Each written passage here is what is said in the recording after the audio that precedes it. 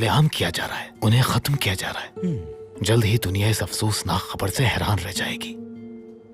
और बड़े ताकतवर ममालिक मजलूम यहूदियों के लिए एक अलहदा रियासत बनाने का फैसला करेंगे, है ना? नहीं, बल्कि जो यहूदी सो रहे हैं वो जाग उठेंगे और अपनी अलग रियासत बनाने का फैसला करेंगे। ओह, तुमने तो मुझे हैरान कर दिया। अब्दुल हमीद जब तक जिंदा है और उस्मानियों पर हुकूमत कर रहा है, यकीन करो ये रियासत सिर्फ एक दिल फरेब ख्वाब है। अब्दुल हमीद अब एक छोटा सा मसला है, बल्कि सारा इस मसले को अब तक खत्म कर चुकी होगी। तुम जानते हो हर्जल, जब तक उस्मानी औरतों का रिश्ता इस्लाम से टूट नहीं जाता, अब्दुल हमीद पैदा होते रहेंगे और इस पूरी रियासत में सिर्फ अब्दुल हमीद ही नजर आएंगे तुम्हें। जब तक इनका रिश्ता इस्लाम से टूट नहीं जाता, ये महज ख्वाब ही रहेगा। जो कुछ भी है खामोशी से निकाल दो, शोर मत करना। आराम से नौजवान, रुको।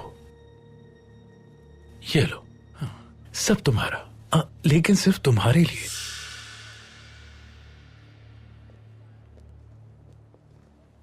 देखना अरसल, मेरा हिस्सा दो मुझे। देखो इन्हें, उस्मानी भी ऐसे ही हैं, दौलत के मेरा हिस्सा लिए, दो। कोई हिस्सा नहीं है औरत तुम्हारा। और शोहरत के लिए, हवस और इक़्तिदार के लिए, चंद एक दिलफरेब वादों के जरिए इन्हें एक दूसरे के खिलाफ इस्तेमाल किया जा सकता है।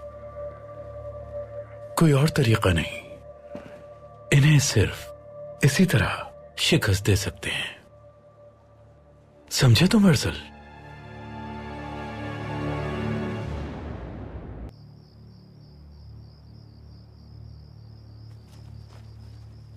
क्या ये भी जासूस है?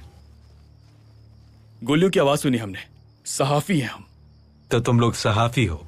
गोलियों की आवाज इतनी थी कि उन्हें सुनकर खुद से यहां आ गए, या फिर लंदन से दौड़े चले आ रहे हो? तो ये मरने वाले क्या यहूदी हैं?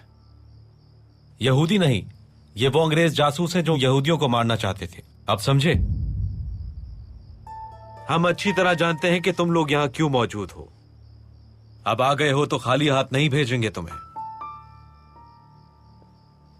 अगर चाहते हैं कि मेहनत जाया ना हो, तो आप अपने अखबार में ये लिखेंगे, अब्दुल हमीद के सिपाहियों ने मासूम यहूदियों की जान बचा ली।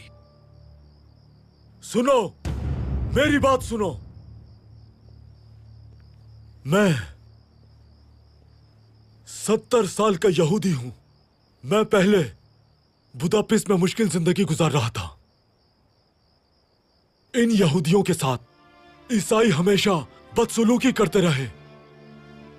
ये 10 साल पहले की बात है।